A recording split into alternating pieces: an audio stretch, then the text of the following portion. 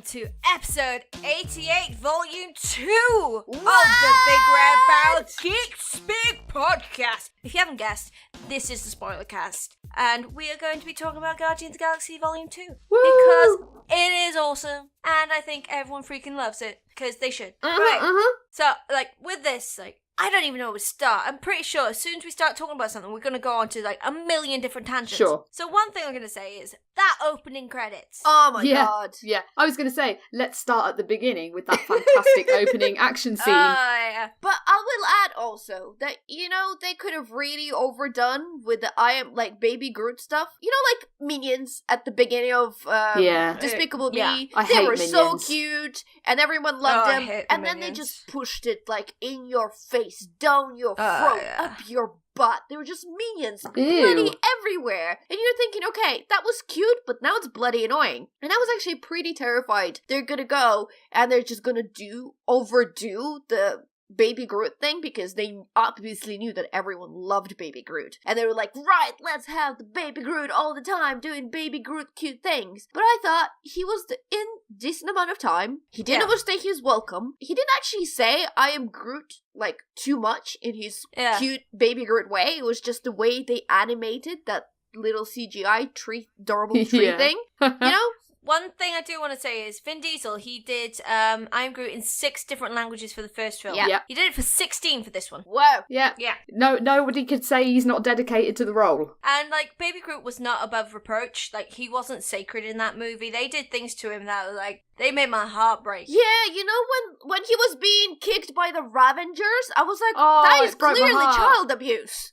I was there we go. No. We're off on the tangent. Right, so that opening scene. So Yes. everything you saw in the trailer with that big squiddly, tentacly thing, Yeah. that is in the first 5 minutes, which I think is fantastic. It's complete bait and switch. It's just screw you, that wasn't really the big fight. Ha! Yeah, but I think pretty much everything we saw in the trailers was in the first 10 minutes of the film. Pretty much, yeah. Pretty much. And what was great about this opening scene, not only because it was really fun and really exciting and funny and really well shot, but also it reintroduced all of the characters again in their own ways. So, you had Drax doing his typically Drax thing of being like, haha, we cannot kill the monster from the outside, I'm going to jump down its throat, bah! It makes no sense, but I'm still gonna do it. But it was so Drax, and you had Gamora being very Gamora, and Star-Lord being very Star-Lord, and of course Baby Groot and Rocket Raccoon being very them. And so that was the thing I loved about it the most, is that it was kind of they kept looking after him. Oh, it was adorable. It's when he waved at Gamora and she went, hi. I was like, oh, it's the best thing ever.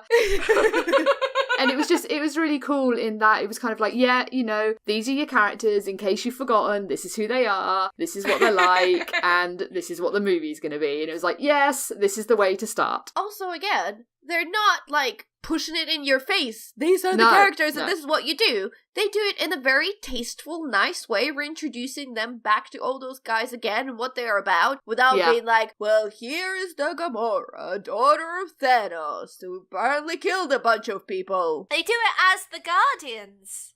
They do it it fits the Guardians. It's when, this bit was in the trailer, and when Star-Lord goes, you got a gun? I thought sorts of things, but you got a gun. And it's we're fighting a big interdimensional monster.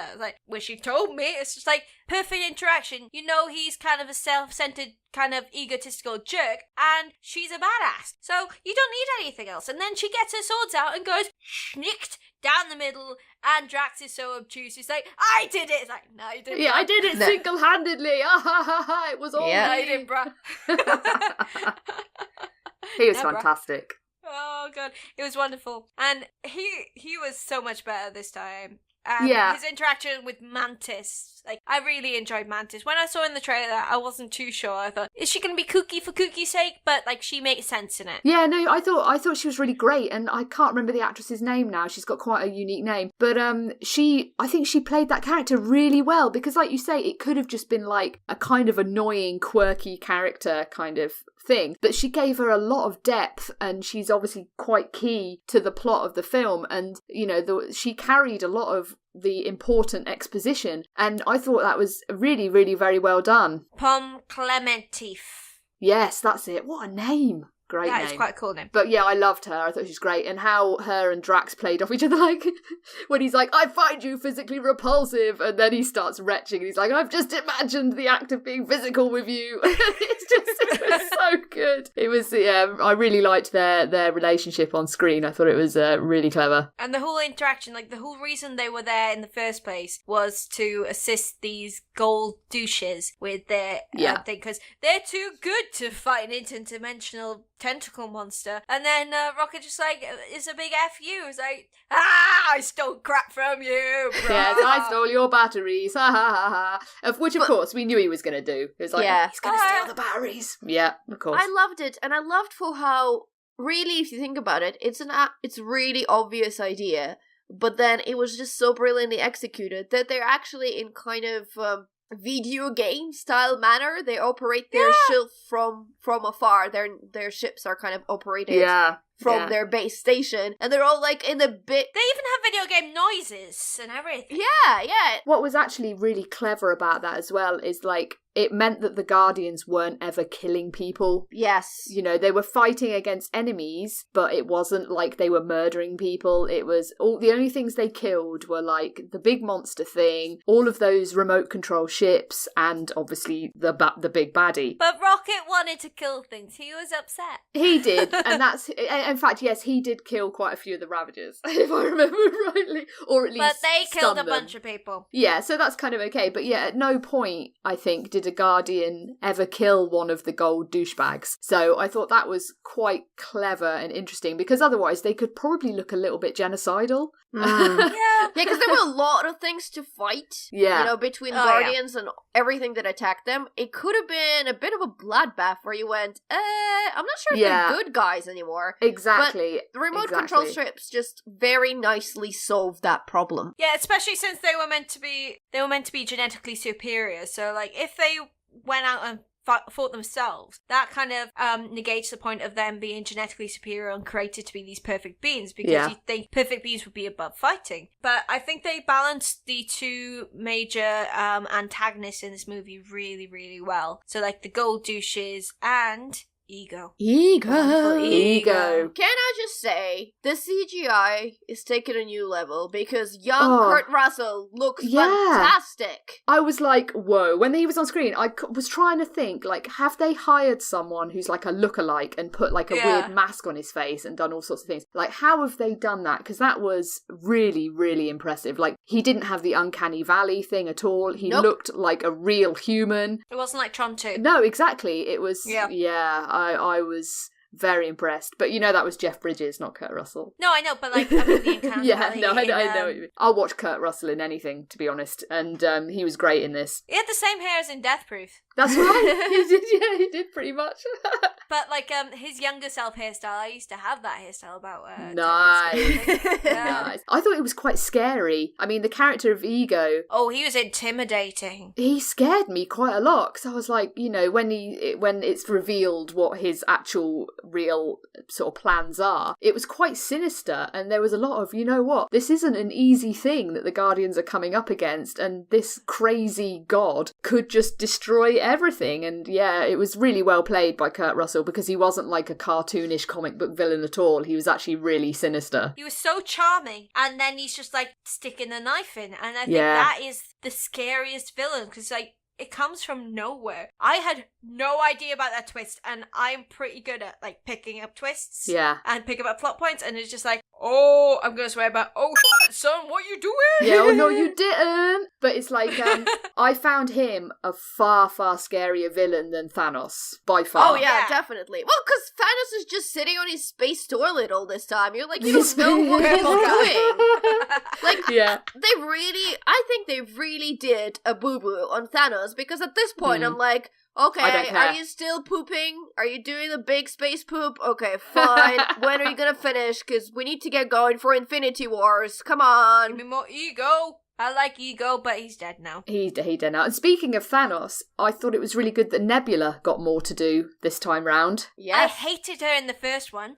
She was sympathetic in this one. I quite liked her. I thought she was really good. I think Karen Gillan played her really well. And much better this time. I really liked her relationship with Gamora in this film. I mean, I kind of enjoyed it in the first film as well, but I think in this film they were given a lot more to do for that relationship, and it worked really well. And yeah, she had some of the cool scenes, and yeah, it was cool. Yeah, I'm really glad that she came back for it, because I wasn't really entirely sure in what kind of position she would be back for the next movies. I definitely knew she would be back in some way, because she's just way too cool of a character visually and from her position in the story for them not to bring her back. But I think they did it in a very good way. They did, and it was quite like when she was talking about all the things that Thanos did to her, it was super creepy. Like every time that Gamora would beat her in a contest, he'd replace a bit of her with like technology. And I was like, that's dark. You know, when she starts talking about when he took my arm and stuff, I was like, whoa. He took her brain out. Yeah, he swapped her brain out, he took her eye out and all sorts of other bits. And I'm like, that's twisted. It's so messed up. Yeah, and this is like a film for kids, really. It made her a lot more sympathetic, because like I really didn't care for her in the first one. I thought she was kind of redundant. Yeah. But it made her plight kind of make sense. And like they were literally two little girls freaked the hell out and just trying to survive, and she was just trying to find like some kind of companionship, not to feel alone. Absolutely. And Gamora was just trying to survive. It's like, that makes sense. That we completely get that. This makes both characters so much more relatable now. Awesome. Thank you. Yeah. Thank you. And they finally gave Gamora a bit more things to say. Oh yeah, they gave her life, if you will. I thought she was much better than in the first Guardians of the Galaxy. Oh yeah, absolutely. There was a bit more to it. There's a bit more meat to her this time. There's so much to talk about this. Yondu. I freaking cried. Yes. I was crying at the end of the movie. I kept thinking, like, when he put the thing on his eyes, it's like, he's gonna wake up! You know what, though? I'm a terrible person, because I laughed at that at a really inappropriate moment by accident. Because, you know, like, when they're about to shoot his dead body into the incinerator thing. This is a spoiler cast, by the way, if you hadn't picked that up. But yeah, so Yondu dies. Too late now! Yondu now! Dead. You're in too deep! He dead, son. They're going to put him in the incinerator, and they put all the things like that he had on his flight desk. The little troll doll and that froggy thing. When they put the troll on him, I remembered the jokes about the troll from the first film, and so I laughed, and then I was like, oh, that's a bad time to laugh. I don't think so. I absolutely don't think so, because one of the big parts I like about Guardians of the Galaxy as a whole is that this movie is ridiculous in all the good ways, and it absolutely knows that it's ridiculous. I mean, think about how many gratuitous slow motion scenes we got in this movie. Yeah, but at the same time, while it's kind of having fun with ourselves, and it's literally saying, look, we're enjoying ourselves. We have this fun music, we have this color, we have this action, we have this slow motion of this beautiful, gorgeous shots. We're just having a lot of fun. It also manages to bring in really emotional things, because as Lauren said, I did actually get very emotional at the Yondu's death. I full on cried. Oh, for me, the bit that got me was when little baby Groot has got the bomb, and he's and when Ego is kind of winning crushed. And he's being crushed, and he in his little face, and he's like, meh, meh, meh, and I'm like, oh my god, and I just looked at my boyfriend, and I was like, no, like, just like, no, not baby Groot. I don't know what and to do. It was horrible, and I couldn't look. I had to kind of look away. It really upset me. And then later, when it's all kind of over, and baby Groot's all tired, and he's going to sleep on Drax's shoulder, that was it. That was so sweet. That broke me. I was like, Groot. I am literally just waving my fist, going, ah! Yes. It was amazing. It just all worked. Like, I am a little bit upset that they did have to cut out Nathan Fillion's bits. What was he doing? Sorry, I didn't even know he was in there. What was he doing? He was meant to be kind of like an Easter egg of a dude playing a role on Earth, in movies. So, like, he played Tony Stark in a movie type thing. So you see him in movie posters, but they cut it out. But the quality of this movie overall is just, like, it speaks to my heart. And even though, like, they stomped on Baby Groot, and poured stuff on it. They killed Yondu. Like, they really made Yondu a very, very sympathetic character in this and he one. had some great scenes. Oh, him and Rocket, like... That bit where he's using his arrow to kill all the Ravagers when him and Rocket are escaping from the prison. That was so good. Absolutely incredible. So good. Like, the way that was shot, I was just, like, mouth agape watching that, like, yeah, this is brilliant. And that was just super cool. Oh, it's all super cool. But, like, we spoke about how Gamora and Nebula became quite sympathetic and real characters. Yondu and Rocket became sympathetic real characters. Yeah. Like, they connected on a proper level, and that's why I bloody cried at the end when Yondu died. I was full on crying. And of course, like, obviously it meant a lot to Peter, to Star-Lord as well, because he was his dad. Yondu was his surrogate dad, and so it was kind of, I thought it was really quite nice how, even though it's a big action film and all this stuff, they made sure to keep all those kind of connections, and sort of it had the emotional depth that it needed to balance out some of the silly actiony stuff as well. So that was really well done. Yeah. Okay, here's where a bit of a criticism from my way comes in. Uh-oh. I know. I love this movie, but as I said, a bit of a criticism there. To me, sometimes it felt a little bit like a therapy hour. Because they will get an action scene, and then 2 seconds later, there'll be characters just pouring out their hearts to one another. I'm not saying that's bad. I do like that we got that a little bit of backstory on some of them, but it felt like almost every single one of them had that emotional, tell me about your feelings moment. Like Gamora and... I'm blanking on the name. Nebula. Gamora and Nebula. Thank you. Drax had his little bit with Mantis. And then, Gamora and Star-Lord, Yondu and Rocket, all of them had, and it was like, well, lie down in a chair, why don't you, and tell me how you feel about this particular situation. They were in a movie with an empath. This is true. So, Yes. that's kind of thing. And it was like, it's kind of like Daddy Issues, the movie. I think that's, it's a very valid criticism, 100%. I think as well, like, one thing that the only real criticism I have of it is that it suffers from what a lot of Marvel movies suffer from, is that the last act becomes a CGI shoot-'em-up fest. And to be fair, I don't think they could have avoided that. I think it was kind of how this film had to end because of what was going on in the story and with the action and things like that. It's just, it has become a little bit of a joke with Marvel films now, is that the third act always descends into a big CGI battle on screen. And exactly, which is why I really liked the Civil War, because I thought it did the opposite of that. Yes. But in this case, it really couldn't do anything about it. I mean, you're fighting a living planet. Exactly. There's no way to go around it. But it does allow Marvel to nerf Peter Quill's powers, because if you think about it as you go through the movie, he's got a power of a planet. Yeah.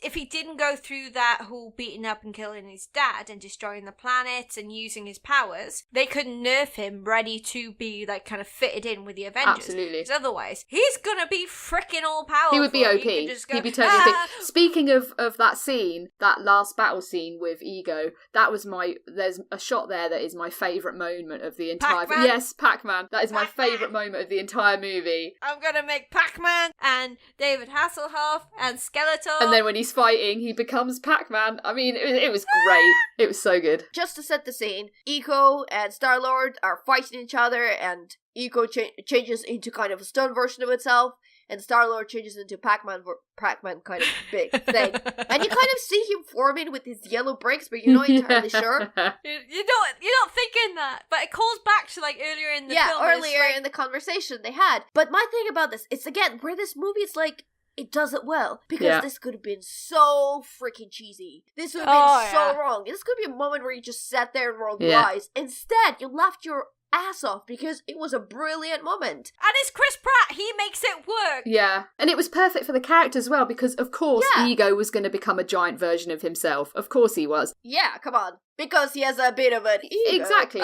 He's an egotistical douchebag who loves himself. But of course, Peter Quill is going to become something that he loves, and it's Pac-Man. It was perfect for the characters, for the moment. It diffused that tension in the action scene just for that second, which was kind of important. Like, you need that little comedic lift, and that was definitely my favourite moment of the whole film, and I laughed out loud when that happened. So yeah, I mean, that was great. Especially since the whole reason he's fighting him is so horrible. Yeah. You need that. It's like, how could you do that? Yeah, I mean, of course, that I kind of saw that coming a little bit, to be honest, kind of the revelation that, you know, Ego had given his mum the brain tumour that killed her. Can we just, because I don't really understand the logic. Well, what does it matter if she lives somewhere out there? Oh, no. He loved her too much, and if he had gone back to the planet once more, he would have just stayed with her, and he wouldn't have started his big, like, universe domination plan. Okay. He basically killed her to make sure that he would never be weak enough to give up on his plans for universal domination just to be with her, basically. Got such a big ego. Yeah, so because he cared more about taking over the universe and turning it all into himself, he had to kill the woman he loved because she was the only reason that would stop him doing it, basically. Someone's got a bit of a manhood complex there. Yeah, basically, he's got tiny wiener syndrome, basically. He's like Mr. Big Man. Like, I am the best! The universe will become me! The whole thing is, like, the woman he actually loved produced the only progeny who could help him with this. And then he kills her and completely pisses off that progeny to the point that he's gonna kill him. I mean, yeah, he committed the classic movie villain mistake of revealing too much of his plan. Don't tell him that was your plan all along. It's like James Bond villains who tell James Bond everything they're gonna do. No. It's one of the redeeming qualities about Avengers Ultron, where Ultron goes, oh, let me just take my time and explain to you my villainous plan. Yeah. He doesn't do that, and that moment just makes the whole movie for me, and this movie unfortunately suffers a little bit from that. But that makes sense for that character, because if you think about James Spader, he is a cocky asshole who would do that kind of stuff. Yeah.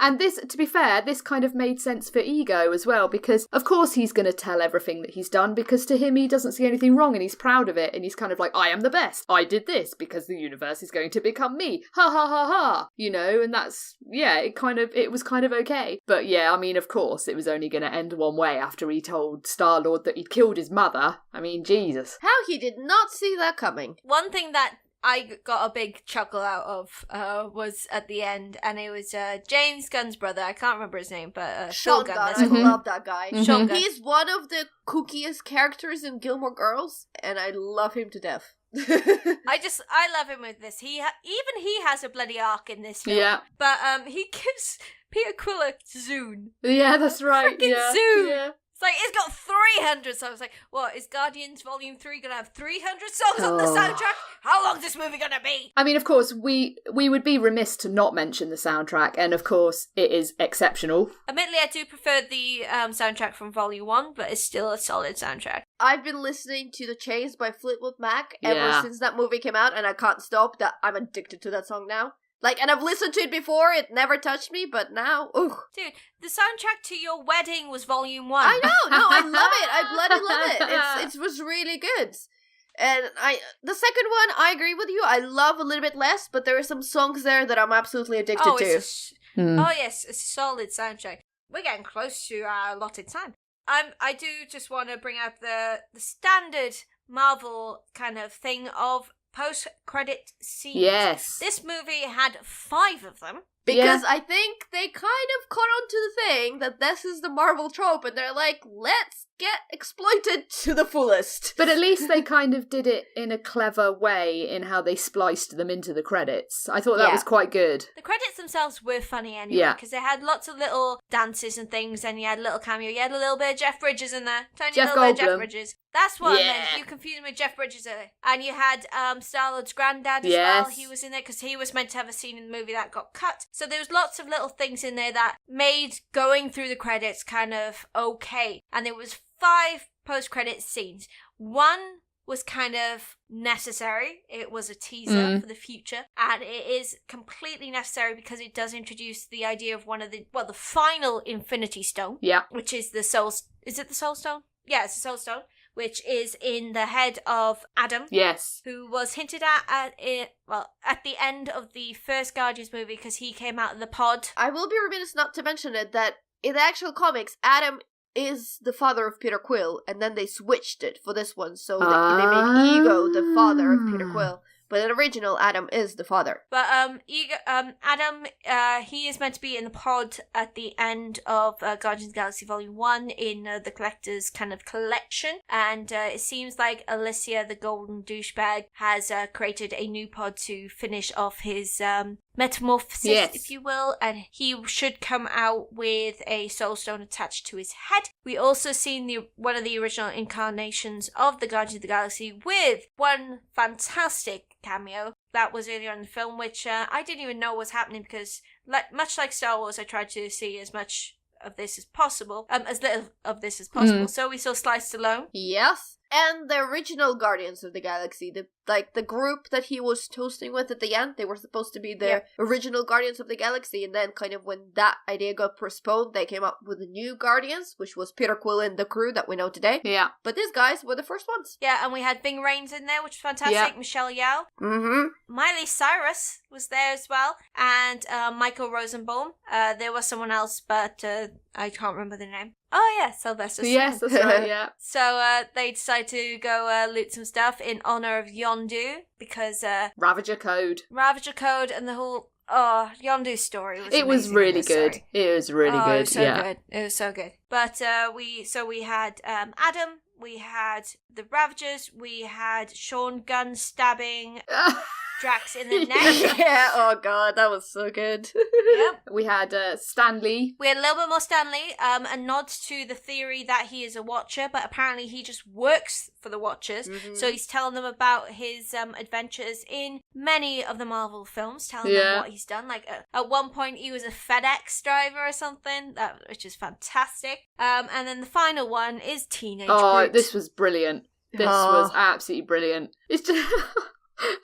shedding his bark everywhere and his leaves, playing video games, being a surly teenager. This is part of the charm. This is part of the genius of what they did with Groot, is that James Gunn! Yes, because he's almost 3 different characters, because Baby Groot is very different from adult Groot, and then they have another opportunity with Teenage Groot to make him very different, and that's a bit of a fresh air, and that's new feelings for Groot. I mean, who doesn't love Groot? He's amazing, but they make them love in all the 3 reincarnations, so to speak. Yeah, so Baby Groot is actually technically a different person to adult Groot from Volume 1. James Gunn has even said this categorically, because he is grown from a cutting. So if you think about plants and you have plant cuttings, you are essentially getting a clone of the plant, but it's not the same plant. So it has the same genetic makeup, but it's not had the same experience, life lessons, and so on. So this Baby Groot may be of the same bark as adult Groot from Volume 1, but it's a different animal altogether.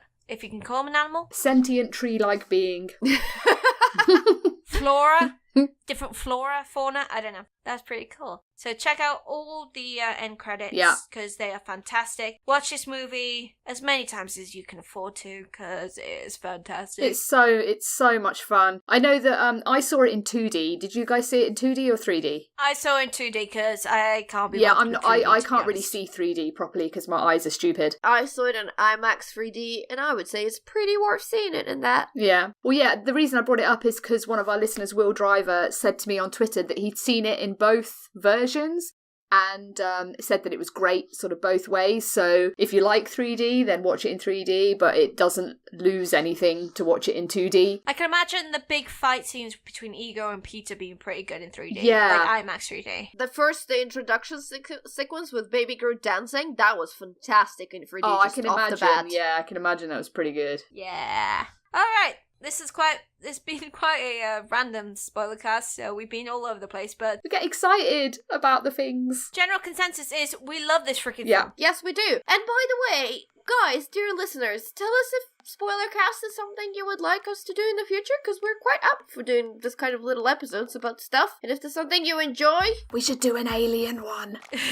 See? Oh, a colossal one. Colossal's out this month. We should totally do one. See, they're excited. So please let us know if you're excited, and if it's something you want to see, and we will absolutely try our best to record this little episodes. So for episode 88, volume 2, I am Groot. I am Groot. I am Groot. Oh, we bid you a Groot. Groot. I am Groot.